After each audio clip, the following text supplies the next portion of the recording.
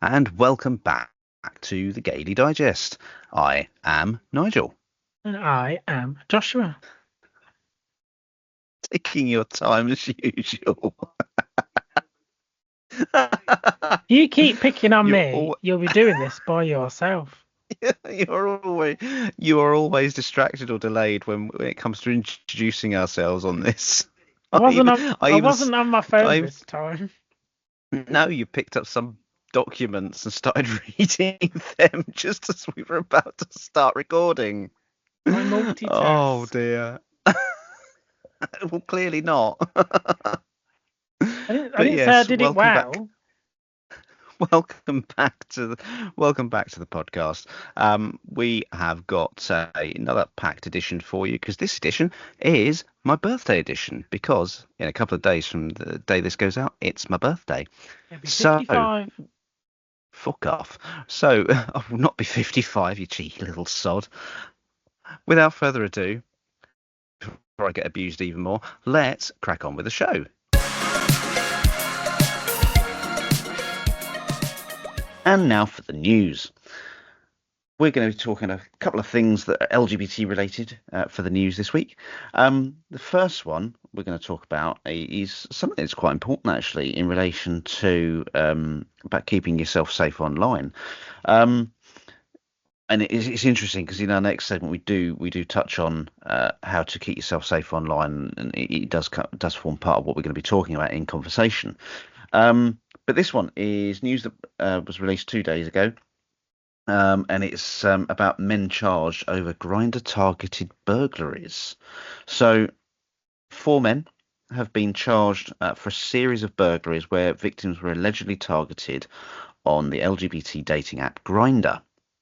The group is alleged to have carried out 35 burglaries and 20 related frauds across London between October 24 and March this year, relating to a total of 22 victims. So they've been charged with theft, burglary, and fraud offences, these 4 men. And they're going to be due to appear at Isleworth Crown Court, having been charged with these offences. There's not a great deal of information that's been released about what they've done or how they've done it, and I think that's, to a degree, I think that's right that they don't release that information because obviously we live in a democratic society where everybody, regardless of what they're accused of, has the democratic right to a fair trial, and that is important. However, it does sort of beg the question. It does kind of highlight about the fact about keeping you safe online, doesn't it, Josh? Because and not to sound like we're victim blaming here, because we're absolutely not. But you are, if you're using that app and inviting people round, then you're giving people access to your property, and you're putting a lot of trust in those people. And it is quite important to ensure if you are inviting people into your safe space, your home, then you need to perhaps learn a little bit more about them, build up some trust, perhaps. But like I say, I know that might sound or come across as if it's victim blaming. Again, I will stress it's absolutely not, because nobody deserves to be a victim at all. I mean, what do you think on that bit of news, Josh? Well, I think the meeting up with people that you don't really know, I think that's quite unique to our community because me being one of them, I used to do that back in the day. I'm not going to give Mm, details. But Bill. yeah, I think that is something that's a bit unique to our community because we are a lot more liberal and open when it comes to relationships and things like that. Personally, if I was doing that now, I would probably be like letting somebody know that I was going to have someone come round, and if you don't hear from me in this amount of time, check in on me, things like that. Mm, But it is worrying with these dating apps and things because, especially Grindr, because it literally tells you how many feet away you are, which is a bit creepy. Um, so people can literally pinpoint you, find you, mm, um, And again, you don't know once they're in your home, you don't know what they're going to do because the door's locked. You're on your own. Anything can happen. Mm, Um, but there's not really much you can do, to be honest, because it's just all you're just putting all your trust in that person, aren't you? You can't really. mm. I think it's. I mean, you obviously mentioned about that. It's something that's quite unique to our community because we're quite liberal around sexuality and stuff like that. I think there's also the factor to put in here that um, there are probably people out there that aren't out publicly that use it, and that's their way of learning and exploring their sexualities, I suppose. Um, that's not to say that that's wrong because it's not.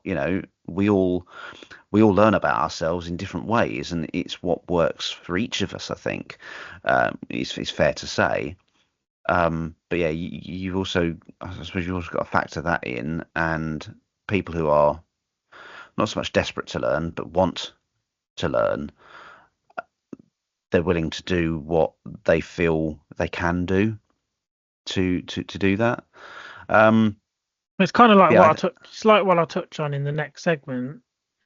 mm, When we don't have all the knowledge and information that we need, we often end up putting ourselves in risky and dangerous situations. yeah, and that's true. That's true. Um, but yeah, I think it's important, isn't it, that if we're going to be looking to invite people into our homes, that we try and learn a bit more about them, and we have some safeguards in place just to protect ourselves and to keep ourselves safe. Um, I think these and apps can then probably do a lot more, to be honest. I think they do. Yeah, I mean, maybe some fail safes like an emergency contact situation so that you can put your location and send it to someone via text message or something to say, this is where I am, with like a preset message or something to say, keep a track on me for the next whatever. And if I haven't moved, if Like I when haven't you left have in it, an well, hour like or when you, something, it's like when you get an Uber. yeah, If I get an Uber, I can send you a link, yeah, and it'll and then I let, can and it'll, track let- your location. yeah, and then you can like keep an eye on me, and if you don't hear off me, you know where I am, kind of thing. Yeah, absolutely. And I, Yeah, I think I think they need to put things like that in place to help keep people safe. Um, but moving on from that, we were also going to talk about, dare I say, reform UK councils. God, Um, I I felt a wouldn't call shudder them down my that. spine then. Well, when you say, "Oh God, don't call them that," I wish I could because God don't exist, so then they wouldn't exist. That's true. But yeah, so there's two unions that have spoken out, um, criticising a county's Reform UK-led councils over their decision to no longer fly the LGBTQ plus rainbow flag from their buildings. So both North and West Northamptonshire Council's new flag policy dictates that only the Union Jack, St George's flag, and council flags will be flown. Well, it's only the Union Jack if it's flown at sea, is my understanding of that. So it'd be the Union flag, not the Union Jack. You presume they And know it's this. and it's usually if the ship's in distress as well, I think, isn't it? Right, hang one of them up then. We're in distress. Well, that's an interesting point, isn't it? If it's flown when the ship's in distress, are they implying that the council that is the ship is actually in distress? I would say so. Um, so going on with this, so the Royal College of Nursing and Unite said not flying the rainbow flag undermines efforts to create inclusive, welcoming communities. And defending the flag policy, Reform UK MP 30p Lee said, "Bring it on. We were elected to deliver change, and that's exactly what we're doing." Yes, but change should be for the better, not for the worse, in my view. The union's joint statement, they said this isn't about neutrality, it's about erasure. The pride flag is a symbol of dignity, respect, and the ongoing fight for equality. It said the flying of the flag during celebrations and key dates shows solidarity. Um, and they said that the council's policy sends the wrong message to LGBTQ plus residents, staff, and patients across the region. They urge the authorities, leaders to reconsider, saying that we're proud to stand with our LGBTQ plus members and colleagues. We call on local leaders to do the same. And in response to the criticism, Anne said banning the flying of any flag that isn't the union flag is a great first step. Well, 30p Lee, I can't say what I want to say because, well, You can. I can, just not on air. You can. Oh, no, do not put me in that position to say what I want to say. But yes. So, what do you think on that, Josh? What's your views on it? Are you going to say what I'm thinking? Well, no, because I don't use that word. But I will say I think Lee Anderson is a prick, among many other things. But when he's like, people voted for change. Yeah, people voted for like fixing the buses, fixing the roads, lowering council tax, like not needing food banks, like dozens of food banks in every area because people can't afford to eat food and they're all starving and the homeless people. But no, that's not what we're going to change. We're going to ban a bit of material hanging on a pole. It's just, I genuinely don't get it. It's ridiculous. And if you ask people this and they go, yeah, I think it's amazing, follow up a question with them and say, would you rather them help the homeless that you keep yakking on about when you're being racist, or do you want them to ban a flag? And they'll just melt down because they can't think of anything else because they're too stupid.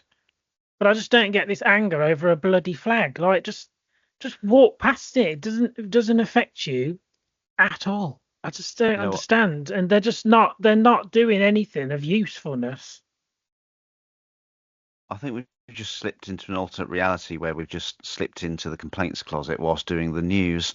It can be both. When it comes to reform, we can have both. I'm sick of them, honestly. I just don't understand why banning a flag solves anything at all. I just don't get it. It doesn't solve And anything. and again, It's just they do another form keep of saying, bigotry. yeah, and they do keep saying the Union Jack is not a Union Jack. Half the time you see them waving the bloody flags, it's upside down. So they're just stupid. You Mm. can't reason with them. They're just so daft. And you just have to wave like a tiny little bit of meat at them, and they all just turn to rabid animals, and that's it. Like, and the fact that he's like doing these silly things like banning flags and that gets them all off just shows how stupid they are because there's so many more things that we need to fix. You know what? On the subject of 30p Lee and the Union flag, um, did you see the picture of him wearing the suit that was basically like the Union Jack or the Union flag? No, but I bet you that suit was made in China. Interestingly enough, when you actually look at the pattern on it, the pattern is wrong Oh, as well. see what I If he's mean? that, because there's a couple of red stripes that are supposed to go down at the angles, sort of go down towards the middle, and they're missing. But he So wouldn't know that though. They don't actually care about the flag.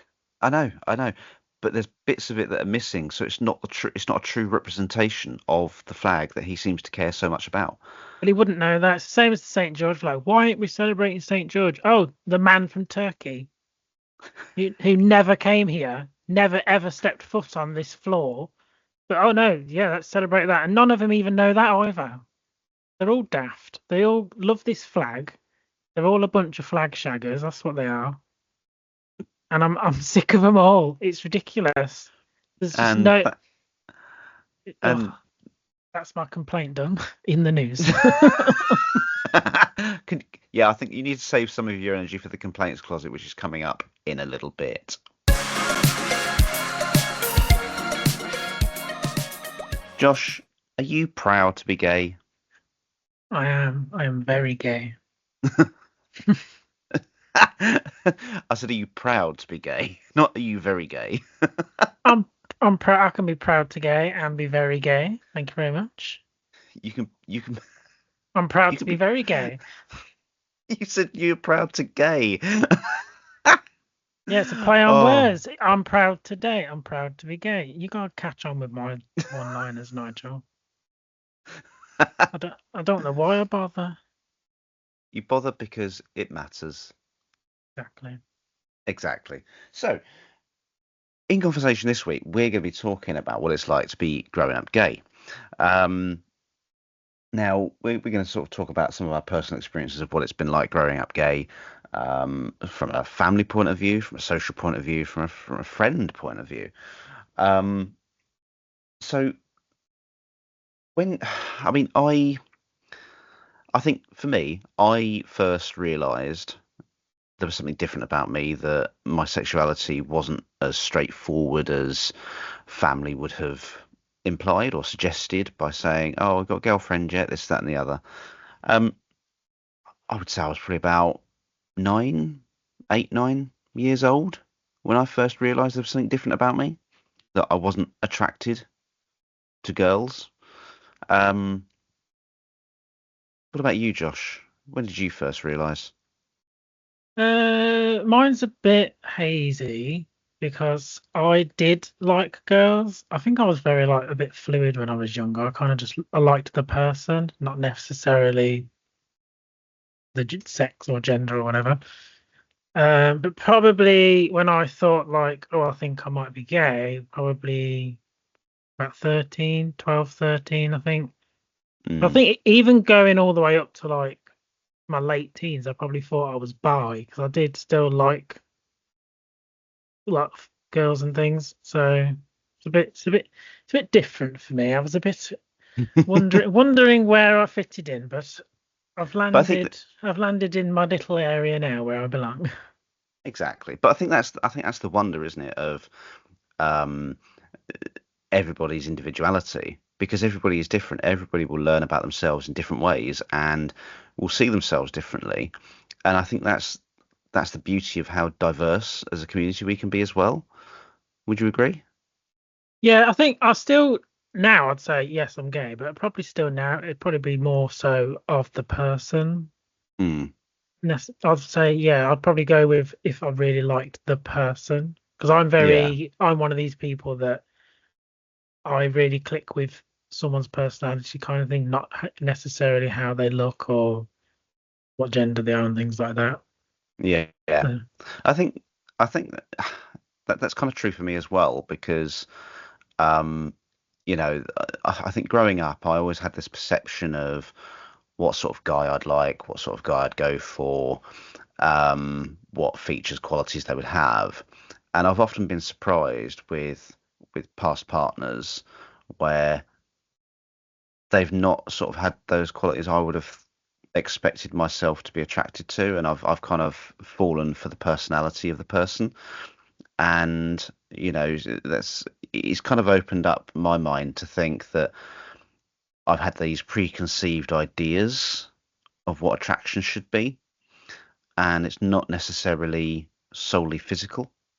There's also the personality side, the mental side of the attraction. Um, and I think that was quite helpful for me growing up and learning about my sexuality, because I came to realize that yes, I am attracted to men. I am gay.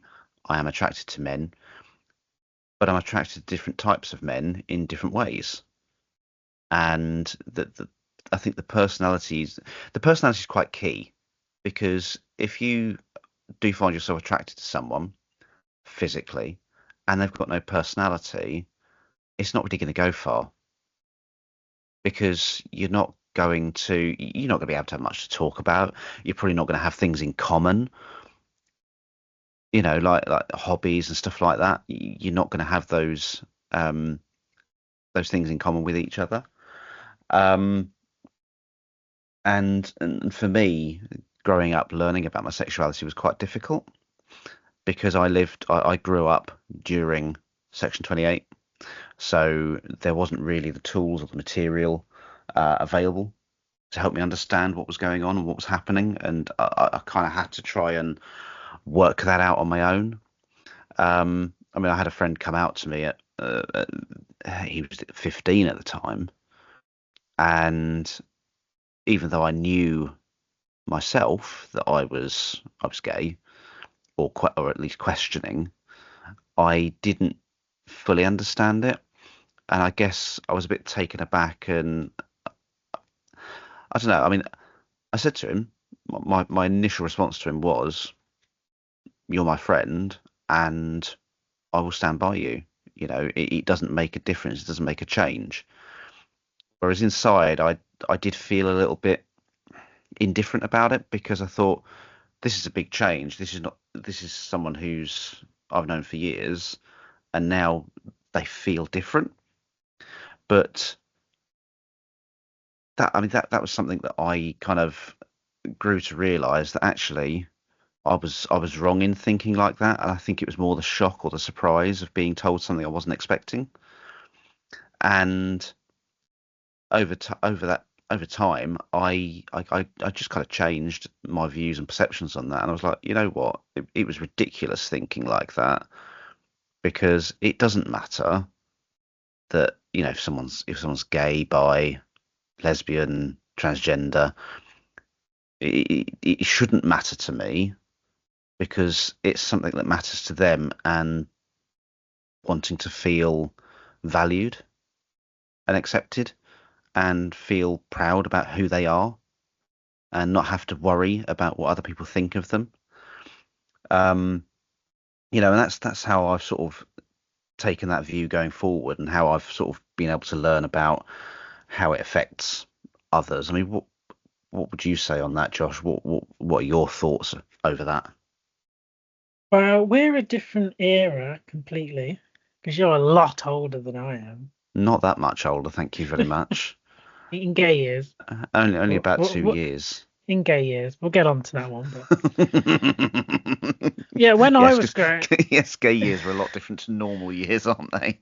when I was growing up, although it's a bit of a miracle that I am how I am actually, because the area I grew up in, it was very like council estate, very white, very straight.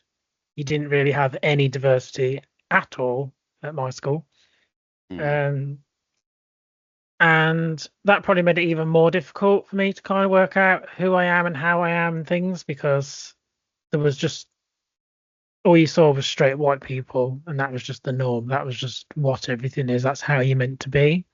mm. And heaven forbid Um, you throw something else into the mix that adds a little bit of diversity, and then obviously people are all, oh, well, oh no, well, we don't know how to react, we don't know what to I do. would say proudly, I was one of those weird, nerdy kids, and I'm proud of that. But I was very weird and I was very nerdy. I was the kid that all the lads were like playing football and things at lunchtime, and I would be the kid that's found a nice bench behind a bush somewhere, far away from any humans, and I'm sat around there playing on my Game Boy, playing some Pokemon or with my DS as the years went on. So I was very secluded at school, and I didn't really have. I don't think there was, as far as I can remember, until later on in my secondary school. I think there was like one person that came out as gay. Mm, Um, but again, my school, I think it had like one black student out of like 1,000 people as well. So it wasn't a very diverse place to grow up in. But yeah, I think yeah, that probably delayed a lot of how I thought because I didn't know what gay was until the internet came along. So I and you probably found porn. I'm not going to put Disclose your myself in. secrets. Yeah, no. But um, but yeah, I think this is why I think education is really important because not saying like teach children about sex and stuff, but if you teach them about being different and the differences that we have in society, Yeah, I might have realised years and years before, which would have put me on a nicer path. Because as we've said before, a lot of gay people our age, we didn't really get our teenage years. mm, I think that's why I still like love my Pokemon and my gaming and things because I didn't really get my proper teenage years. I couldn't really be myself. So, but yeah, very straight white area upbringing for me, similar to yeah, probably what you had as well. yeah. I would say that. I mean, yeah, it was pretty much the same in that you didn't really have much diversity around you at all. So you kind of had to learn the hard way, I think, and adapting and developing, and when you've got people around you that make those little jibes of things like, "Oh, that's gay," that is, to mean something negative, just kind of made me feel like using that terminology that just makes me feel like I don't belong, sort of thing. Mm. Um, but and I think we are in a sort of stage in society where we are going back down that path again, and I mean that's another story for another day. Um, but I mean, you talk about you mentioned gay years and how gay years are different from what is the standard expectation of what years are. Now, we say gay years because growing up, there was always I found there was always a perception, not just by myself, but a lot of other members of the LGBT community, in that once you reached a certain age as a gay man, you were past it. Um, and that age, I don't know whether it's changed because it's been a while since I've been that age. An eternity, Not quite an eternity, couple Joshua. of decades. Not a couple of decades, cheek. Lot less than that. Barely 1 decade. Anyway, Lol. so that age was seen as 30. 30 was seen as gay death. Um, that's not just my personal perception, because it's interesting that we were speaking about this before coming on to record this, and you even refer to 30 as gay death.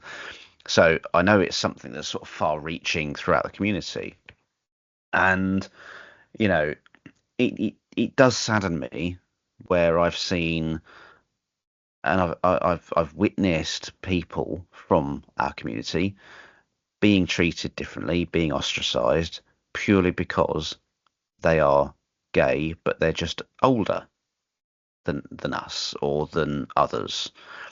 And it makes me feel, it saddens me because I think, well, these are the people that were out there fighting and standing up for to win the rights that we have today. We have a lot to thank and be grateful for our community that have come before us, that are still living, still thriving, still enjoying life, still proud of who they are.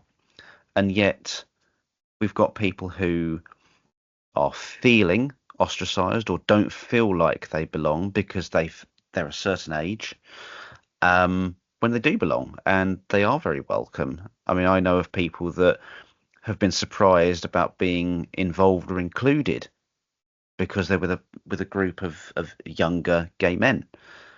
And yet, well, hang on a minute. Our view is you're our friend, and age is irrelevant when it comes to friendship. As long as you're a good person, you're a nice person, you're kind, you're considerate, and you're not nasty, you're not vindictive or anything like that, then as far as I'm concerned, you're welcome. You're welcome to join us in whatever it is we do. Um, and I think that it is such a shame that there is that perception out there. And I don't know whether it's just exclusive to the younger members of the community who are starting out on their journey. They're starting out on their journey growing up gay or growing up lesbian or growing up bisexual, growing up transgender. They're still learning. And I mean, what do you think on it, Josh? I think that I think some of the older generation, they probably think just exactly the same for the younger ones, like, oh, I don't want to hang around with them, they're annoying or whatever. But I think it is definitely a problem with the younger ones because they seem to think, oh, I'm not hanging around with the older ones. They're boring. They don't like what we like and things. But I think they need to realize that a lot of the older LGBT plus generation, what they had to go through before these ones were even born, and a lot of their friends didn't even reach the age of these younger ones because of the AIDS pandemic and things. So I think they need to look back on what we've been through before as a community and respect what they did for us, because it was before my time as well. So I kind of grew up in the 90s. I was a teenager into the noughties. So I was kind of on the better side where it was getting better. So Mm. I'm quite lucky for that. But I've educated myself and I've been around people that grew up in that time because I think it's important to learn about it. And I've seen a lot of disrespect from the younger side of the community, um, because they just don't seem to educate themselves on where we've come from Mm. and how many things we've got over. And I think like these pride events that they all love going to and all these things, if you didn't have this older generation that fought so much and lost so much, including their lives back then, Yeah. you wouldn't be doing that right now. You wouldn't be able to. Yeah, and I think I mean I think it's important to stress here that when we say the younger members of our community, we're not generalizing. We're speaking from some personal experiences of what we've witnessed, um, and you know it's not everyone. We hosting this, we want our community to be as one, to be standing in solidarity with each other, because I think that's so important. And like you highlighted, Josh, talking about pride parades and pride events that everyone gets to enjoy these days, we wouldn't be having those if it wasn't for those that came before us that were standing up for our rights, fighting for our rights, attending pride parades, attending protests, um, you know, even campaigning to get equal rights for things that we didn't have, like for age of consent, for example, the right to marry, the right to be able to donate blood, because they stopped us from donating blood because of the AIDS pandemic, because they saw that HIV and AIDS was more prominent in the gay community when that's not true. It completely is not true. And it didn't make any sense because all the blood gets screened anyway after it's been taken. So Plus, it's if you look at the date, the years of these milestones, some of them are not that long ago. yeah, Like the civil partnerships was only I think 2005, I think. Um, yeah, so that is not long ago. You know what I mean? And then marriage was only 2010, so it's only been mm, 15 years since we could have equal marriage. yeah. I think donating blood as well, that wasn't that long ago in the past. I think that's only within the last few years, isn't it? Yeah, because I Um, donate blood and I wasn't able to for years. yeah, I did used to turn up at these blood appointments, knowing they'd deny me, but I wanted to make a point. So I'd go yeah. there and they'd go through the questionnaire and I'd want them to say to me, sorry, you can't because of this. And I still went every 3 months just to make a point. Because I thought I want you to understand how stupid But this that in rule is. itself, that in itself is a form of protest, isn't it? Because you're attending these things to make a point, to say this is wrong. Um, but yeah, I mean, what was it like for me growing up gay in general? I wouldn't say it was easy, but I wouldn't say it was difficult. There were difficult times, there were some challenges to overcome. Um, but overall, I'm proud of who I am. I'm proud of what I've achieved, and I want to be proud of what I can achieve going forward. Um, I mean, obviously this is a birthday edition, isn't it? Got to slip that one in there. Um, You're used to that. Thank you very much, you cheeky sod. But yeah, so you know, I'm another revolution, another year around the sun. You leveled up. Um, I've leveled up. You know, the older I'm getting, the more experiences I'm having and witnessing, and the more I want to see change for the better. And the more I'm seeing change for the better, but I'm also seeing things changing and going backwards and becoming reminiscent of things I've witnessed in the past and things that a lot of our community have also witnessed in the past and are bloody scared of history repeating itself, and rightly so. And I think with you, with your fine young age that you claim you have, I still get you're ID. Thank you very much. But I do want to quickly add. I do want to quickly add though. The reason why I'm so concerned about the way we're rolling back now is because when I was growing up, I was very lucky with my family. Like I've never really had any family that have caused me issues. But because there was no teaching about it, there was no way of knowing anything about being gay, it puts us in dangerous situations. mm, Because I used to go, oh, back in the day on MSN. Do you remember that? MSN Um, Messenger, yeah, and all these chat rooms on MySpace and things. So I used to go on those. gaydar.co.uk. I don't think I went on that one. Bit before my time. But Yeah, I went on that.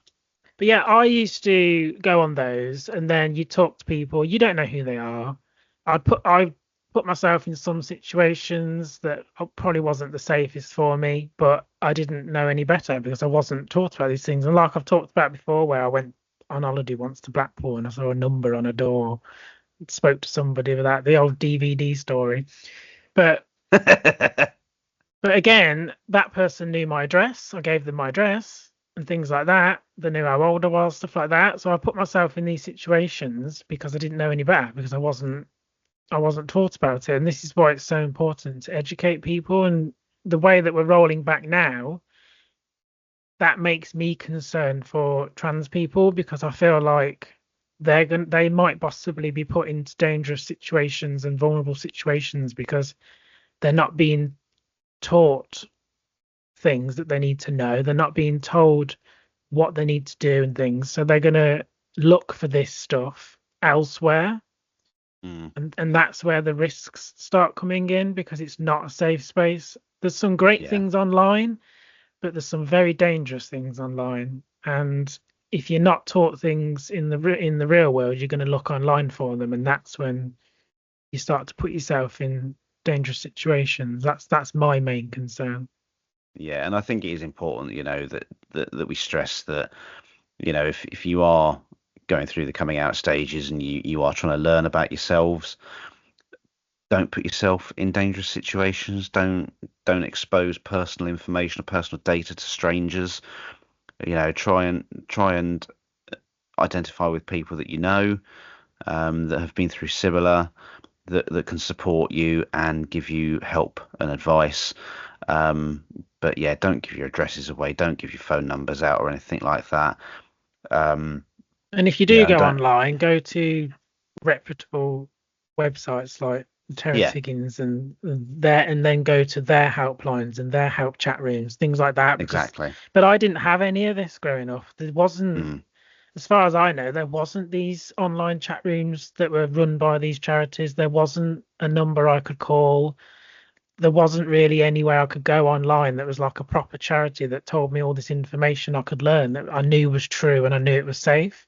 There yeah, wasn't any of that. So we are in a world now where it is a lot better, but you just need to make sure people are taught the right things and they find the safe places to talk about it rather than putting themselves at risk, which, as I said, I did in the past because I didn't have these things. absolutely, absolutely. So, In Review is back now, and I am going to take an opportunity to review something that I've been enjoying recently. So, what I'm picking this week is a review on a book, and it is an LGBTQ plus book, and it is called The Boy I Love by William Hussey. Now, This book centres around two main characters called Stephen Wraxall and Danny McCormack. They are soldiers who are in the First World War, otherwise known as the Great War, obviously because it was before World War II even happened. And it's a story of love. It's a story of love and loss. It's love between two men that are serving in the British Army during the First World War. And it's a story of the love it's a forbidden love, because obviously during that period of time that it was set, LGBTQ plus relationships were extremely frowned upon, and were incredibly taboo, and they were obviously seen as things that made men lesser than men.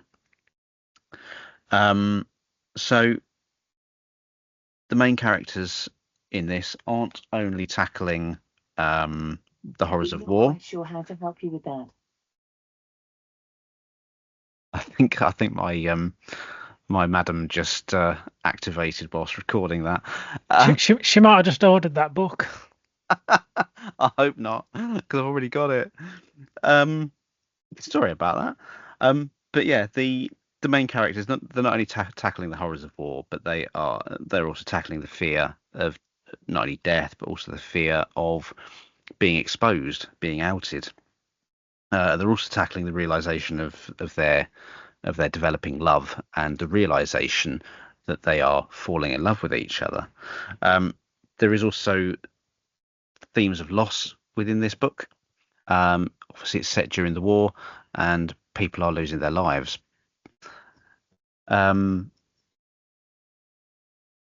The book itself is, as I say, it's got quite a bit of LGBTQ plus representation in it. There's obviously the challenges faced by the community, discrimination that takes place and that took place, and the book is incredibly well written. The bibliography at the end, where William Hussey obviously documents his sources for how he's done his research. He's clearly done a lot of research into the First World War, the attitudes of the time, and behaviours, and obviously documenting the things that happened during the First World War. It's written from the perspective of the main character, Stephen Wraxall, and it comes across to me like it's autobiographical. So it's literally you're reading it, and it's him telling the story. It's him telling it from his first person perspective.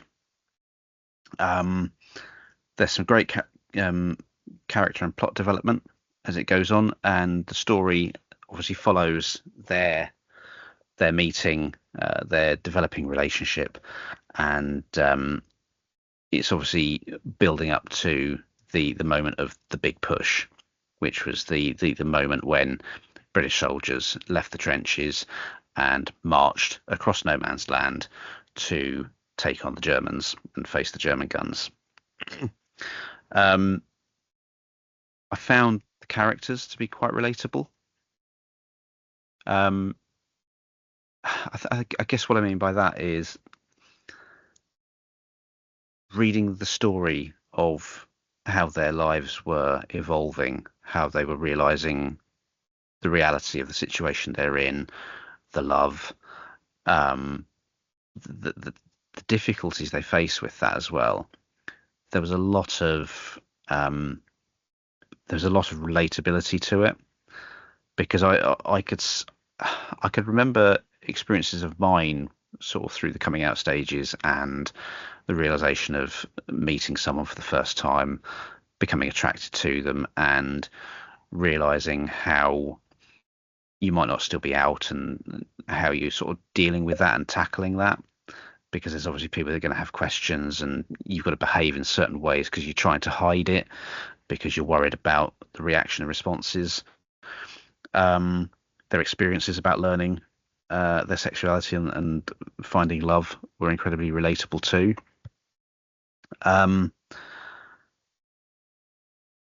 so yeah, there's a lot of those themes in there. Um, it's a very well written book. It explores themes of love between two men very well, tackles discrimination of same-sex love during that period very well. Um, the expressions of love, loss, and fear of being found out were extremely relatable. I recognise, as I say, a lot of my experiences in the main characters. It's a fantastic historical piece that explores LGBTQ plus themes, and I found myself falling in love with the characters because of their relatability. And I was actually, even though it's fiction, I was actually able to empathise with them, and I was enjoying seeing the exploration and development of their love as it growed. Um, Overall, I think I really enjoyed reading the book. I found myself unable to put it down quite a lot whilst I was reading it, which for me is a telltale sign that I'm enjoying something. I've read books before where I have put it down. I've been like, yeah, can't really be bothered to pick it back up again, and I've just left it and slowly read it over a period of time. But no, this one I found it I found it incredibly well written and very easy to continue reading. And every time I got to the end of a chapter, I was like, I want to see what happens next. I want to see how this is progressing and where we're going from here. Um, so I think if I was to give it a rating out of 5 stars, I would give it the 5 stars. Um, I mean, obviously, it's I think it's a great book for LGBTQ plus representation. It's not, even though it's called The Boy I Love, and it is about two men falling in love and their relationship. For me, it wasn't so in your face like a lot of people that would be against that kind of literature would be saying. Oh, it's in your face. It's being shoved in our face and stuff like that. It's not. It's a story about wartime, and it's about a main character falling in love. It's not erotica or anything like that. It's very well paced. It's very well presented, I would say. Um, have you started reading it yet, Josh? I haven't. I do have it, but as you know, I have a very large stockpile of books that I'm never You have getting through. There's too many of you them. you do have quite a library. Oh, But yeah, sorry, you were going to say. I know. See, you're cutting me up now. It does sound like it would be quite a powerful story with falling in love with someone in that atmosphere, and then you literally wouldn't know whether you're both going to be alive tomorrow or Yes, both be alive in the next hour because it's just this constant anxiety. But also the way you've described it, I feel like that would be a very good film. you know I can what? I can Yes, picture it as a film. I think they should make that into a film. Yeah. I agree with you. I think they should. I think that could be a very well made film. If that does ever happen, I'd we go and called see it it. first. Yeah, I'd go and see it. And William, if you're listening to this, by any chance, I sincerely hope that you try and push for this to be made into a film, and I think you should write the screenplay for it. But yeah, for me, it's definitely a solid 5 stars out of five. And for any of you listening, if you haven't read it yet, what are you waiting for? What are you doing? Go out and get it. Get a copy. Give it a read. I'm telling you, you won't be disappointed.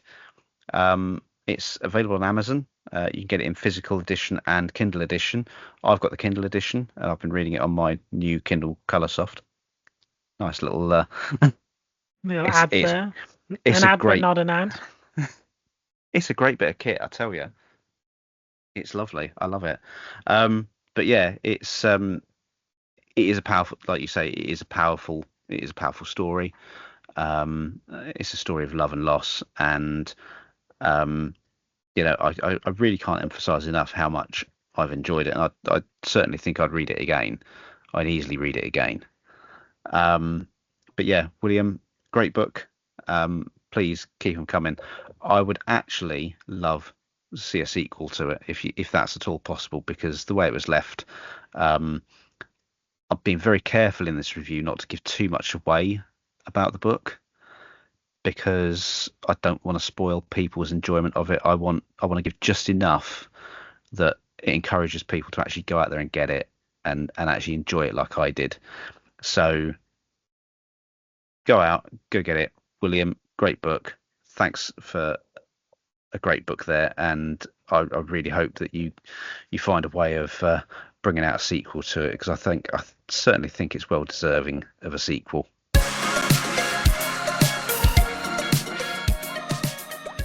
It is now time for Josh to be a moany old bitch. Everyone's favourite time, especially his, isn't it, Josh? It's the highlight of my day, sitting in this chair and having a minute. Don't say I sound miserable again, because I keep saying it. I sound the same. I could win the lottery and I'll sound the same. I was asking you, are you mimicking me? You know, I do that. I don't know what it is. It's a thing that I mimic people. If they have a certain tone and I find it amusing, I'll mimic it. I don't know why. It's just the same with sounds. If I hear a noise, I'll mimic it with my mouth for some reason. Right. What are you moaning about this week? You can go first this week, because I went first, I think, the last two. Yeah, and I'll try not to hijack yours when you do yours. You better bloody not. I'm going to complain about theory tests for driving your car because I can drive, just not legally. But I'm learning to drive, and recently I had to do my theory test. And first of all, the questions are ridiculous. Some of them, if you don't know the answer to them, you should never drive, because some of them are obvious. Like, if there's a child in the road, what should you do? And it's like, drive faster, which, to be fair, I probably thought that was the answer. But and it's like, if someone falls over at the side of the road, what should you do? And I'm like, I'm carrying on. I've got places to be. But anyway, so the lead up to this test, I had an email from probably the DVLA who emails you, and they're like, did you know that 54 out of 100 people fail their theory test? And I'm sat there thinking, could you not tell me this after I've done it? Why are you telling me a week before I go in? Because that's just stressful. And then when I do get there, it's in this little dingy building that I can only describe as the face of hell, because it smelled so bad of sweaty teenagers. It was like, like it had flashbacks of the old school days in the gym room, changing rooms, because I had to put my stuff in a locker, and when I opened that locker, I nearly died because it smelled like something had died in there. Then I had to get pat down. In fact, there was more security at this place than I experienced going into the airport. I had to get patted down. I had to have my glasses checked. I had to lift my collar up on my coat. I had to turn my pockets inside out. I didn't have to do this at the airport. I suppose they had to check your glasses to make sure they weren't those that have screens on them that actually give you the answers.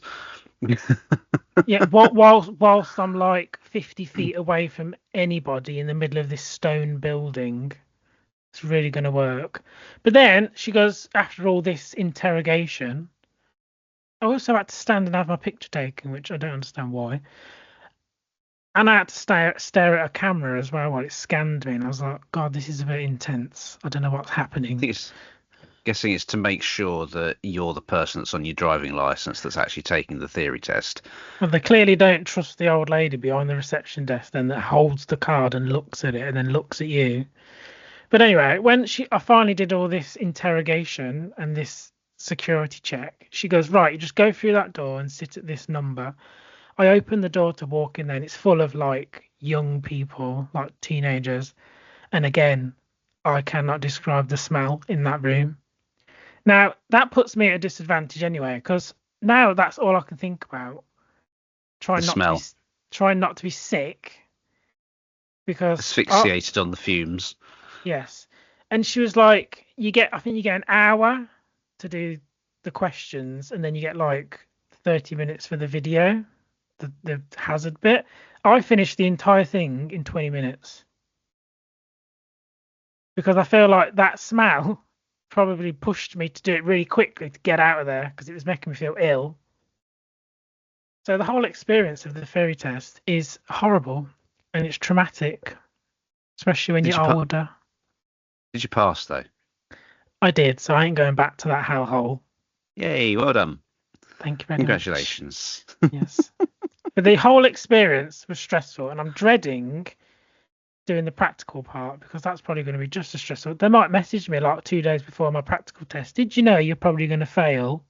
That's probably what they're going to do. Yeah, but on the plus side, at least you're not going to be sharing the car with a lot of sweaty teenagers. True.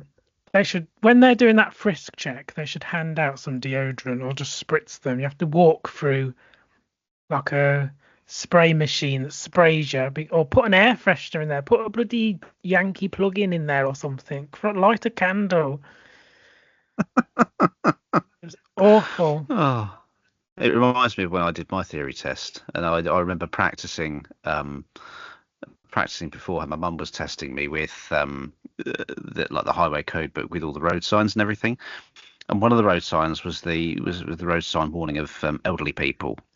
Now that's obviously a picture of an old man and an old woman holding hands, walking. Well, my mum, being my mum, batshit crazy as she is, love her to bits. She turned around and said, "Oh, that looks like she's fisting him." And now every time I see that sign, I can't think of anything different. And what came up in my theory test? That bloody sign. And Fisting there's old me, people. and there's me sitting in the theory test, trying not to laugh because you have to sit there in silence to be sensible. At this road sign, and I was just hearing my mum saying, "Oh, it looks like she's fisting him." Oh dear. I also didn't wear the headphones either because they don't clean them. I watched someone take them off and then just Ugh. hang them back up, and I thought they are not coming anywhere near me. So I had no sound either. So I had all these Oh disadvantages dear. against me, and I still did it. So, you know, pat on the back. Yeah, pat on the back. Anyway, Well do you done, want to you. do your complaint, and I'll try my best not to interrupt you. Yeah, I'm going to do my complaint, and I'm going to try and see if I get any interruptions from my co-host here. And I'm going to see how restrained he can be, and he's probably going to start sweating because he's going I'll to probably just want to I'll interrupt just so many times. I'll just mute my mic.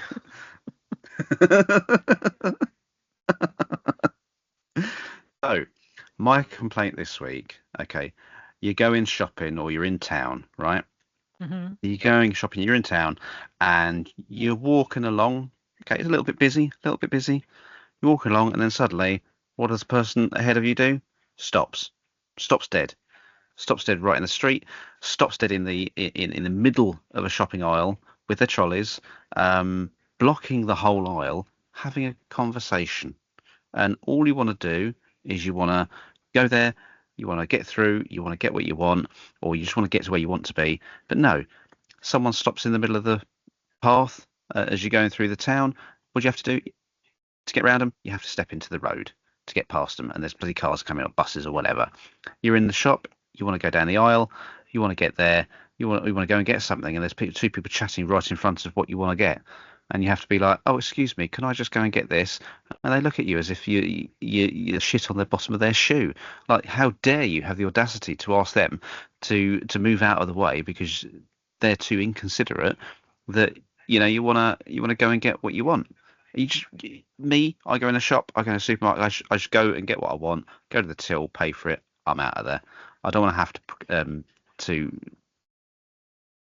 wander around and wait around for other people when I don't need to. I can see you're itching to get involved in this. Just gonna unmute my mic. You're Well, biting your lip. I kind of disagree. You don't have to go in the road. You could just kick them in the back of the knee and they'll soon move. And as for the old people, it's always old people, as I've said on the buses, with their trolleys in their own little realm, trapping everybody. They do this, or they have conversations, and I'm like, you may not have long left, but I do. So move. I've got things to do. But you get what I mean, don't you? You literally just want to go do what you need to do, get where you need to go, and people just stop dead right in front of you, Yeah, I think and you're like, I think supermarket ones are the worst. And they like park their trolley up against one of those cabinets where you have to open the doors, so yeah, you can't even lean around them, and they'll be mm, having a conversation with someone else, and they've just pushed the trolleys against the doors, and I'm like, yeah, why are you there? Stand in the yeah, middle of the aisle or go away. You're here to shop, not have a little meet up. So get yeah. what you need and then move because I want I'm to always, get to my cupboard. I- I'm always very, I mean, I'm very conscious. I bumped into someone I hadn't seen for ages the other day, in a supermarket, and she wanted to have a bit of a chat for a bit, and I was just very conscious of that. So we just moved out of the way because I was very conscious that we stood there chatting. But I'm going to move out of the way. Let's go stand over here and have a chat so that we're out of the way. So that if anyone needs anything, we're not blocking them. Um, but it's just the sheer entitlement that these people have, that they just want to stand there and think that the world should evolve around them and move around them. No, get out of the way. Get out of the way. Shoo, shoo. Off you go. And that is all we've got time for on this birthday edition of the episode. We hope that you've enjoyed everything we've had to share with you today. And that is until next time. Thanks for listening. Hey, Josh. You're still waiting for me to say happy birthday, Nigel. You're still waiting. Well, a lovely, wonderful, happy 55th birthday for Nigel in the future.